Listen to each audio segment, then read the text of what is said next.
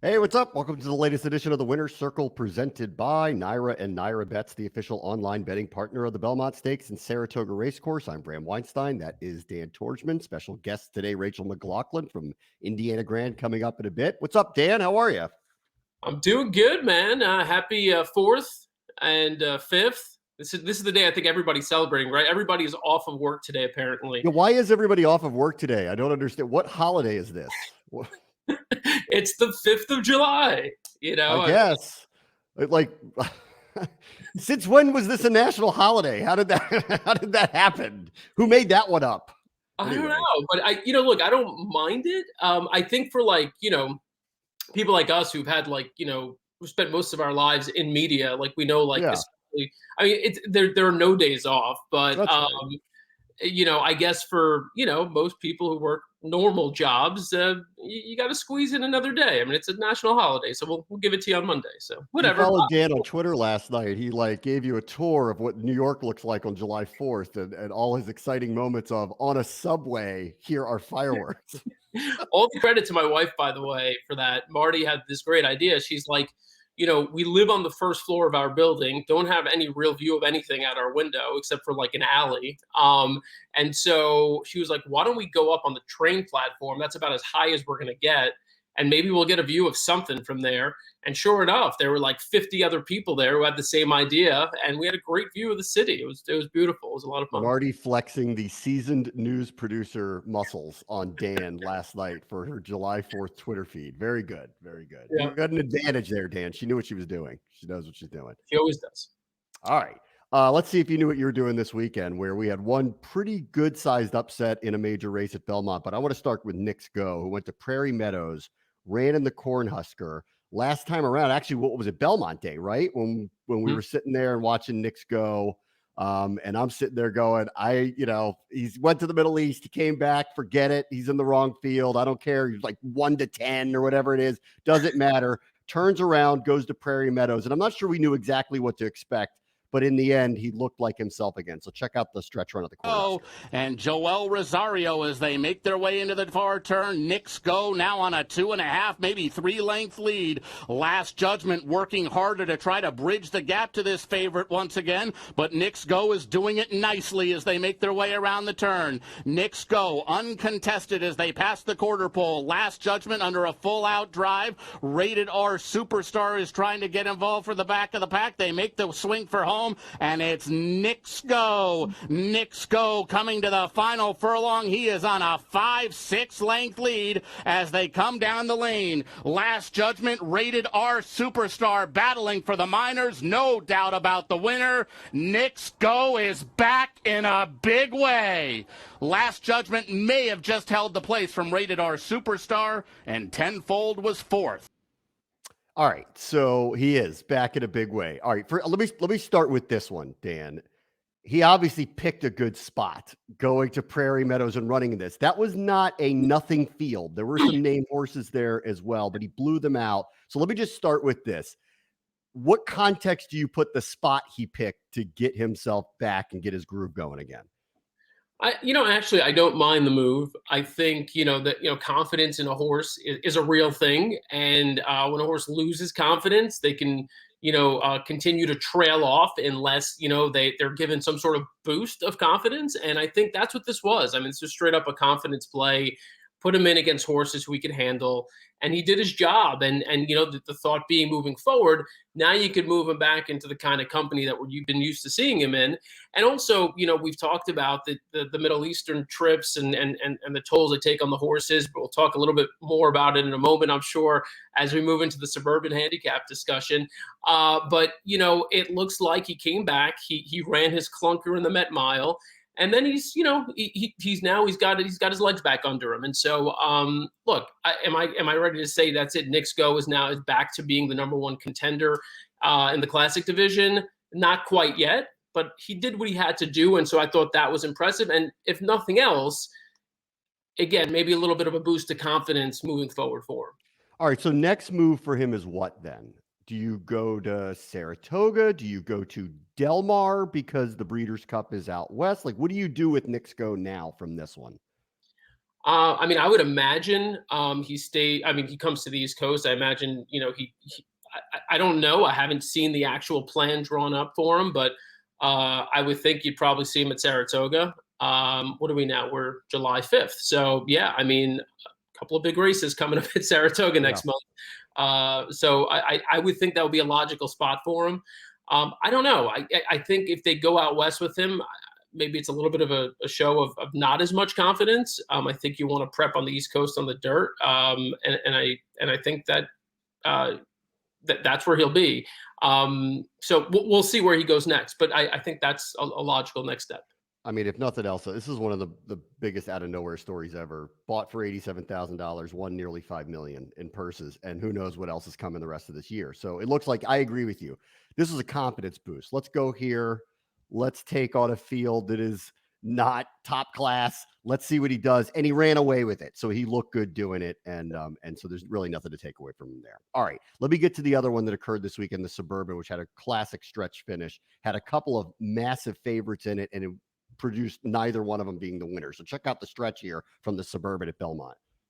To change as Mystic Guide comes through on the inside to challenge Moretti for the lead. Here comes Mystic Guide. Moretti is there, and Max Player's on the outside. Happy Saver is racing in fourth, just off those front three. Three quarters went in 1:11 and 3. At the back of the pack are Informative and Prioritize. Mystic Guide is coming through on the inside to take the lead now from Moretti. Max Player is all out in third. Happy Saver asked for more in fourth as they pass the 3/16 pole, and it is Mystic Guide, and here's Max Player now to challenge on the outside. Happy Saver and Moretti, they're moving for the 16th pole. It is Max Player on the outside of Mystic Guide. Max Player trying to pull off the upset in the Grade 2 Suburban. They come for the finish. It's going to be tight. It is Max Player to do it. Max Player under Ricardo Santana Jr. wins the Suburban, defeating Dubai World Cup winner Mystic Guide, and the time was 2 minutes, 1 4/5 seconds. And you got a price there, Dan. 10-1 if you liked Max Player. You had two massive favorites there. Mystic Guide went off even money. Happy Savers 6-5. You got 10-1 on Max Player if you were heading in that direction. What'd you make of that finish? Yeah, well, I wasn't headed in that direction at all, and I got nothing. I didn't get any 10-1. I got $0. I thought it was a great finish. So you got two things going on here. Max Player and Mystic Guide. So Mystic Guide is one of these horses that fits your profile, right? Dubai World Cup 2 races ago, comes back, or before this race comes back and doesn't win. Now, in his defense, I thought he ran a huge race. He had to make sort of an early. This one's different.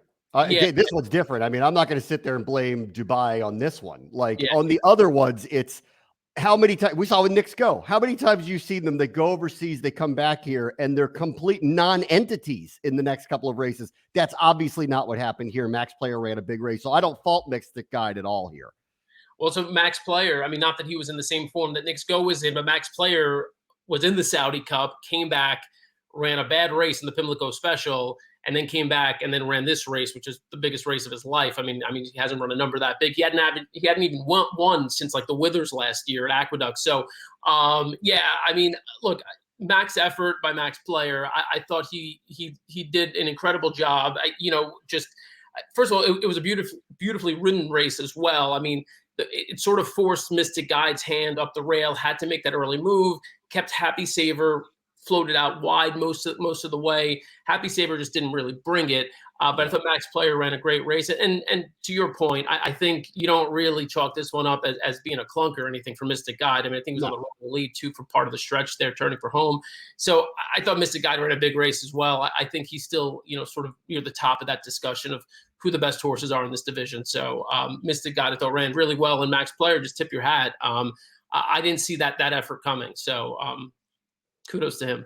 Yeah, I mean, I like the ride. I mean, look, Max Player was just better horse with better day. Tough conditions, looked pretty sloppy out there, but still, the move by Mystic Guide, who had the rail, passes whoever the front runner was at the time, to immediately recognize he's going to get passed and to shift in as hard as he did to lock up with him. It was a hell of a ride. He just got beat by a better horse the other day. Yeah. That was Moretti on the lead, who really had no excuse. I thought he was going to go all the way on the front end. It was weird that he dropped back as as sharply as he did. But yeah, look, the top two ran really good races. I'd be interested to see what Happy Saver comes back with too. I didn't think that was the kind of effort you'd expect from him. No, and he had no real shot. I mean, even with Max Player running a big race, he was not really close to the lead. He had no excuses either. He made the turn, and maybe the conditions had something to do with it. I don't know. All right, those are the two big ones that happened over the weekend. We got midweek huge racing this week from Indiana Grand. So let's take a quick break. Rachel McLaughlin is going to join us next. But first, bet your favorite tracks online with Naira Bets. Available nationwide in 30 states. Naira Bets offers best-in-class HD live video and replays, online contests to compete with other Naira Bets players, exclusive promotions that give back more, and expert picks and analysis. With an easy-to-use, free-to-download app, betting horse racing online has never been easier and safer. Sign up for Naira Bets now to earn a $200 sign-up bonus with promo code ABR200. And welcome back to the Winner's Circle, presented by Naira and Naira Bets. I'm Bram Weinstein with Dan Torgman. We have a guest today, Dan. We have a guest today. I'm so excited about this. All right. Rachel McLaughlin joins us from Indiana Grand, racing analyst, production manager out there. Big night, middle of the week stakes racing. What's up, Rachel? How are you? I'm good. How are you guys? How was your 4th of July? Dan's was great. He went on a Twitter barrage. He's telling the world. I got shamed into staying home and watching fireworks on television because my kids were basically like, we ain't going out at 9 o'clock, deal with it. So what? Yeah. My kid comes in at 9:30 and she's like, weren't we going out to see fireworks? Let's go. Literally got me up out of bed and forced us to go down to watch the fireworks down at because we live in the boonies. But so I got Jeep hair. We jumped in the Jeep. The top was down, went out. It was still fun. My kid told me he was pissed I made him watch fireworks instead of playing Fortnite. So, oh gosh. So yeah, teenage. Yeah, I'm not looking forward to that, dude. Not at all. No, this one's 8. I mean, that's how much of a pushover I am. He's 8. He's 8 telling me this. I know. Yeah, my 6-year-old's already. I mean, she looks like her dad, but man, I'm kind of screwed. You guys pray for me because she acts just like me. So I can't wait until those days. You tweeted before coming on the show today that it was going to be a hot mess express. So here it is. I think you've done all right here, Rachel. You look fine. I rolled out of bed. I got my yogurt. I got my water. I'm good. Brett, I've not seen the videos. I mean, this is like each one of these videos gets like 40,000 views. It's like Rachel, just either she just had her coffee or hasn't had her coffee yet, and she's driving somewhere. I think usually to work, and then people love it. It's just it is. It's kind of she's our what do they call what do you call it, like when somebody you're like, I am that person, where you can relate to them a little bit. I could totally feel like we all feel that sort of hot mess express look, like we all feel everybody that acts like they have their crap together like 24/7. I can't with you people. Like, come on, everybody's a little bit of a hot mess express. Let's just all admit it. Well, what spirit animal was what I was thinking, like that you're our spirit animal. So there you go. Yes, that's the term. I like it. JD, by the way, chiming in that his neighbor lit off his last fireworks at 4:30 in the morning. Oh, that's shady. I mean, that's yeah. We're still in a pandemic. Everybody's skittish. There's no need to do anything like that. Yeah, that's just too much. That's why I like living out here. But the thing is, I live out in the boonies with rednecks. I mean, I'm in Indiana, and I'm not in bougie New York where the 7's going by and I'm looking at the landscape of a gorgeous city. They're literally year round. There's these guys that live behind me that just blow up tannerite. No joke. And the horses are behind my house. So randomly, it'll be winter, it'll be fall. It doesn't matter. Tannerite will just blow up. So I'm literally over it. I'm desensitized at this point. It doesn't even matter. Dan, do you buy fireworks? When I was a kid, we would go to Chinatown, and my stepdad at the time would pull into some dark alley, and we would come in load fireworks into our trunk. That's awesome. And he would just hand the guy cash, $300, and the guy would take it, and there would just be these two guys would load fireworks in and then run back up the alley. I still don't understand how what was happening. Well, I know what was happening. I just I don't know how it was coordinated as well, because my stepdad is not exactly a guy that I would think of for coordination. But yeah, but since then, no, I have not purchased fireworks. Have you? I've been doing this show for a long time with Dan. I'm perpetually surprised when I ask just an innocuous question. That's what I love about Dan. Yeah. Yeah, he's like, it's like, have you ever lit a firework? Well, let me tell you something. I went to the shady part of town, bought the bootleg illegal fireworks. versions of them. Right. Right. We paid in yen. You know, it's like, oh my God. All right. Anyway, all right, let's get back to some racing here. We've got the Indiana Derby midweek, Wednesday night. So, Rachel, what do you got? What are we looking at? Yeah, we got a lot, honestly. Eric sent us an email and said that, so we're not racing today. We kind of had tried to stay off holidays since we have that week schedule. We just get swallowed up. So we're trying to play it smart. So we're going to let everybody focus on all the holiday racing today. And we're coming back tomorrow. So the pick 6 carryover is 143,000. It's a jackpot wager. I know that's not for everybody, but what everybody likes is when it's a mandatory payout. So if that bad boy doesn't get hit tomorrow, I'm going to cross my fingers. Then Wednesday, we're going to have a mandatory payout on Derby Day. Stakes racing starts in race 7.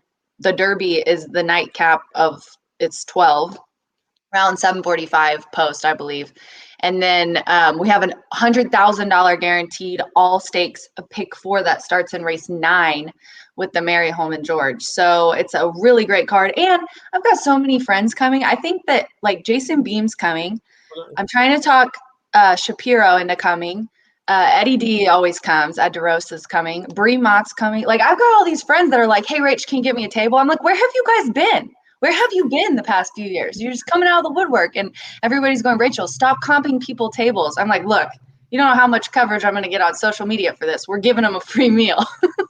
That's the way to do it. That's the way to do it. And I wish I would have actually planned ahead a little better, because I would have hit you up too.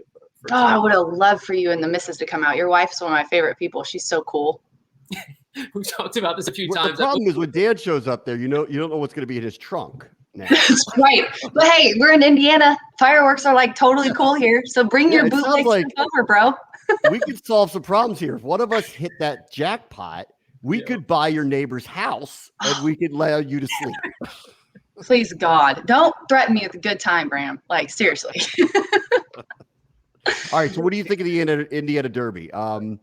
Obeso skips it. So that was a bit of a disappointment that ended up happening. But you got a good field anyway. Short field, but good field. What do you see so far? Yeah, obviously it's Folsom's race to lose. And I think the biggest threat would be on the out. So he's on the inside. The rail has been good with dirt, by the way, just so everybody knows. The turf, but rail has been the place to be, especially when you're routing on the dirt. So I like that, that's another notch in his column. But Mr. Wireless, obviously, I think would be the biggest threat in this race. But after that, it's such an interesting race. I mean, you've got 2 horses that it's first time with winners that are just starting out in this stakes race. This is grade 3. Full Charge is interesting. Jack Sisterson also, that's one of the ones that it interests me. His numbers have been really good. Conventions adding blinkers. Starting My Dreams is going back on Lasix. WW Crazy. Hey, 30-1, but shoot your shot. You know what I mean? Another one that's first time winner. So just coming off the maiden breaking win. I just think it's interesting. I think the Exacta and Superfecta, all the exotics are going to be really interesting. And, in the pick 4, people might single, are probably going to single Folsom. But as far as the betting on just this race, I think it's pretty interesting. Here. So yeah, I was so bummed when Obezos didn't run, but because I thought it was going to be his turn to beat Folsom this time after the Matt win. But Folsom just looks, with those speed figures, and he's such a quickly improving horse, he just looks like this is his race Wednesday. Yeah, first of all, kudos to you guys for putting together just this awesome card and massive betting card too. This past weekend, by the way, Bram, and I'd mentioned this because I thought we'd talk about this at some point anyway, there was a pick 6 mandatory payout yesterday at Pimlico. Mm-hmm. Dumped so much money into it, and I was out in the second leg. Like an impossible horse won on the check. Like you had to go all to have the horse. So anyway, that being said, I'm a little burned. I feel a little burned on sort of the pick 6 thing. So Bram, are you going to come in with me on Wednesday? Because like I don't have as much money as I have. He needs a vodka. It sounds like we've already been told that we have one single here. So yes, then the answer is yes. Okay. There you go. I need it. Rachel, All right. are you in? Are you in with us? I'm in. The undercard is amazing too, like you alluded to, Dan. So yeah, I'm totally in. I've got some money. I'm so busy, I never get to bet. So yeah, let's do it. Let's put together a ticket. Yeah. What are we going to do with our winnings? Buy illegal fireworks with Dan That's and right. his family members. Call your stepdad, please. We need it in. Yeah. I try to patch him into the show. How much time we have left? Yeah. Yeah, where is he? You tell the story. How did he meet these people? What kind of fireworks does he like? Dude, snitches get stitches. We don't want him to tell us his in. Come on, Bram, what are you doing? He would never own up to it either. It's just like him. He was like I don't know what you're talking about. That never happened. Yeah, he's like, you're lying. You've made up this entire story and told the internet this for no good reason whatsoever. Exactly. Rachel, I would like an invitation to the Indiana Derby. It just sounds like everybody was invited. This is the first I'm hearing of it. Dan would have packed up the car and met you there had he gotten the invitation. I want one for next year. Oh, you are so in. You let me know you're coming. That's the thing, though, Bram. If you knew me well enough, you wouldn't have to wait for an invite, dude. Everybody just tells me they're coming, and I'm like, yay, okay. More the merrier for me. I'll never turn down a good time. I like free tables and free meals. So, yes. Yeah, everybody does. Everybody does. Yeah. Who don't? Rachel, thank you so much. We'll be watching you Wednesday night from the Indiana Derby. Thanks so much for coming on. Thanks, guys. All right, let's take a quick break. Bye, We'll be Dan. right back on the Winner's Circle. Check this out. No sport in the world brings the wins home like racing. It's one-of-a-kind, high-speed, high-stakes action, and Naira Bets takes you there. Place your bets and watch the races live from anywhere. With Naira Bets, make easy, secure deposits and promotions every day to earn reward points or cash. Download the Naira Bets app or visit NairaBets.com.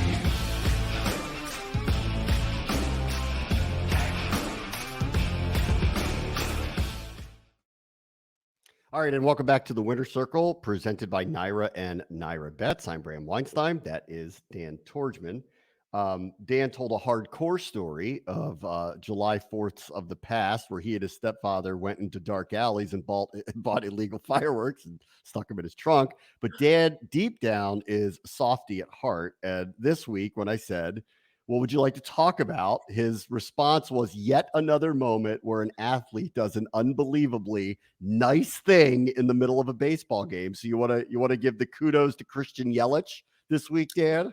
I do. I love this video. We've seen a lot of cool moments of fans doing a fan giving a ball to another fan and stuff like that. But this was cool. This is like direct player interaction here with Christian Yelich. I don't know if we have the sound. Let's see. Let's play the video. If we don't have the sound, I'll play. Yep, that play we showed you earlier. Star of the night from the fans, and he wanted the autograph of Christian Yelich after he made that play. Well, Yelich, during the inning, high-fived him. What were your thoughts when you made that catch? First of all, that's great in itself. But then Christian Yelich tries to give you a high five as well. How'd that feel? It felt amazing. I mean, I really wanted him to give me an autograph. So I was waiting for it, but he didn't give me one. So I'm waiting until the end of this game to check if he will give me one. I have a baseball bat that has been signed by Christian Yelich, especially for you. Now I want you to do me a favor and read what Christian signed on the bat just for you. Great catch. See you in the show. Personally autographed from Christian, who was kind enough to do so during the game. I don't know if you caught there at the end, but he goes, "I'm speechless." Just like, well, it's just a great moment. I mean, like baseball, you got to love baseball. I know there's a lot of craziness going on with the new rules, and you can say what you want. It's a slow game, it's a boring game, but I mean, baseball creates so many cool moments like that, and just serious, kudos, Christian Yelich for doing that middle of the game, signing a bat and having it sent to a fan. That's nuts. It's not like he didn't have the time to do it, Dan, if he was really thinking about it. This isn't hockey where they're like, hey, your shift started, pal. Why don't you stop signing the stick? Oh, come on. Come on. All right. Fine. So I got another story for you. Yeah. When I was, I want to say maybe 12. So maybe I was, that kid obviously looks maybe a little younger, maybe a year or two younger. I don't know, maybe not. But when I was 12, I went to a Mets game, and I sat above I'm trying to remember if it was like the Expos or the Marlins. I don't remember. It was one or the other. Cliff Floyd was the first You're a base. child? I was a child, yeah. I was like, this was Did like the Marlins exist? yeah, so this was, I can't remember if it was like 92, 93, or 94, Okay. somewhere in that range. I was either like 12 or 13 years old. Anyway, Cliff Floyd playing first base, like I'm sitting above the dugout. He comes back, and I said something to him in like the 7th or 8th inning. At the end of the game, he kind of remembered whatever I said to him. I'm waiting there at the end of the game. He gives me his bat at the very end of the game when like all the fans had like pretty much cleared out. I would just stay standing there, just kind of just screaming at players, saying, "Hey, what's up?" Gave me his bat, and it was like the coolest thing. It's like I still have it at my dad's apartment somewhere. And it's just I just remember like from that moment on loving Cliff Floyd. I was like, this guy's like the greatest dude of all time. And then he eventually played for the Mets, which was even cooler. But Cliff Floyd, like those moments are really like, when you're a kid, I mean, it just solidifies your love for the game. I mean, I don't know, maybe that's why that resonated with me so much. I'll tell this story very, very quickly because I want to get to two other quick things. But like, so I taken my son to a baseball game a couple of years ago, pre-pandemic, and it was a Nationals Padres game, and Juan Soto hits a home run in the game, and he was just like, whatever. And I'm like, it doesn't get any better than that. So if you don't like that, you're not going to like this sport. And ever since I've been like, who am I going to take him to get him into something? And he played soccer this year, and his team won a championship in their league. And, it's 8 years old. It's like 4-on-4, 5-on-5, small goals, no goaltenders, all that type of stuff. But anyway, they won, and he was like pumped about it. So he's like, he's all into soccer. And I'm like, fine, I'm going to take you to an MLS match. And there was a Saturday MLS match here, DC United, 5:30 in the afternoon. So I'm like, perfect timing. They have a beautiful new stadium here. And I wanted a reason to go anyway. We go. They scored their first goal a minute and a half in, their second one 3 minutes later. We're up 3-0, 20 minutes in, and won 7-1. And I'm like, he's a fan for life now because he thinks they're the Brazilian national team. Like his first experience with this is them winning by a score that will never happen again. And I'm like, oh my God, like he's going to be a fan for life for this now. And I'm like, yeah, good on you, DC United. You've got my son forever because and I tried to explain to him in the car. I'm like, that's not going to happen again. And he was like, yeah, well, there it is. That's cool. That's really awesome. I mean, like, yeah, like it's not totally realistic to like go to the game and have an experience like that or have an experience like that kid had. But, when those sorts of things happen right off the bat, I mean, you're hooked. I mean, it's game over. All right. Take a listen to this one. I thought this was an incredible story from the other day. How about this? Andrea Rodriguez had never, ever been to Ellis Park, let alone ridden in a race. But the 23-year-old apprentice jockey wasted no time locating the winner's circle. She rode an 11-1 shot, Artie's Lady, to a head victory over 14-1 Midnight Lewis in Saturday's second race for a $16,000 claimer. It was her only mount on the card. How unbelievable is that? That's phenomenal. Do we have a video of that? Up to the outside, Midnight Lewis forging to the front. Artie's Lady still boxing on to the inside. Midnight Lewis reaching up and after the lead. And battle back to the inside, Artie's Lady. These two in a flying photo finish. And it was number 7, Artie's Lady, and the Buck Girl getting up to win. Second, number 2, Midnight Lewis. Third was number 4, Pretty Boy Elm. And fourth, number 1, Malibu Moonstruck. 7, 2, 4, and 1. That's wild. How about that one? First race, never been to the track, only race on the card, semi-long shot wins anyway. That's pretty darn amazing. And I hadn't seen that video. What stands out to me is like usually, like I've seen a lot of jockeys get their first win. They were usually like on the best horse who's like loaded and they're just, they're basically just sitting on the horse and the horse just takes them, to the winner's circle. She had to work for that one. She had to battle back on the inside. She was like being headed on the outside by another horse. That was impressive. Got the head bob. All right, I'm going to close with this, Dan. I want to show you this. I had this made. As you know, I'm part of a syndicate called Brilliant Racing. I own a very, very, very small portion. And we've had this run with this horse, Yes, It's Ginger, that's been unbelievable. She won like 4 times over the last year, been second a couple of times. and she won a stakes race 2 weeks ago, or a week and a half ago, whatever it was, at Lone Star Park, right? $75,000 stake race. And it's called the Chicken Fried Stakes, which I think is just an amazing name for this stakes race. So I had to have this made. I got, so I could frame it up. I got the Yes, It's Ginger Chicken Fried Stakes replica horse saddlecloth. That's amazing. Yeah. Who did you reach out to get that? How did you even get that? So, all right. So I now have a new friend in the industry. I reached out to Lone Star and I said, well, I'm like, I want the saddlecloth. And they're like, well, you can't have that. And I'm like, I tried to pull, I'm an owner, like, what do they know? And they're like, well, we don't have it. And they're like, but here's the people who make it. Okay. It was the name of the company down there. And I wrote to her and she immediately wrote me back and said, this is what it costs. I can make a replica of the exact one. And that's the number she wore with the blue saddlecloth. In the race, Chicken Fried Stakes and Yes, It's Ginger wasn't on the thing, but I had them add it. Wow. And so now I've got this really cool replica. That's phenomenal. And so I've talked to you before how I like collecting stuff, and so I had her make a second saddlecloth, which I'll share with you soon because it's of my favorite horse of all time. And I made a replica of one of his great moments too. And I won't tell you who it is, and I'll show you another time. All right. Looking forward to seeing that. That is awesome. That is absolutely awesome. You're going to try to hang that up behind you? Yeah. I'm going to try to hang it up. I ordered the winner's circle photo. So I'm getting the photo. And then I showed Joe Christopher, who's at Churchill Downs and is the lead of this group. He said, because I did this, he's like, I'm going to send you one of her shoes. So I'm going to have the shoe, the picture, and this, and I'm going to frame the whole thing up. Love it. Love it. That's spectacular. And that's why you get into proud owner I am, Dan. But that's why you get into ownership, right? It's not like you're going to make a profit on ownership, generally speaking. I mean, but you're going to have that. We just won a stakes race and we're still in the red. I mean, it's like we're not Knicks Go. We haven't won $5 million with this horse yet. Yeah. You're just down less than you were, though. You were. That's right.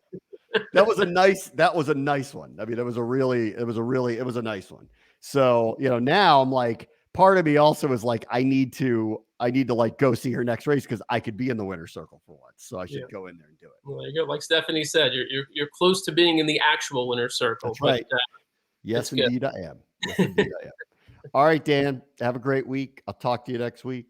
Right. The Winner's Circle, as always, presented by America's Day at the Races, the official live broadcast partner of Aqueduct Racetrack, Belmont Park, Saratoga Racecourse, and tracks nationwide. For Dan, I'm Bram. We'll see you next week.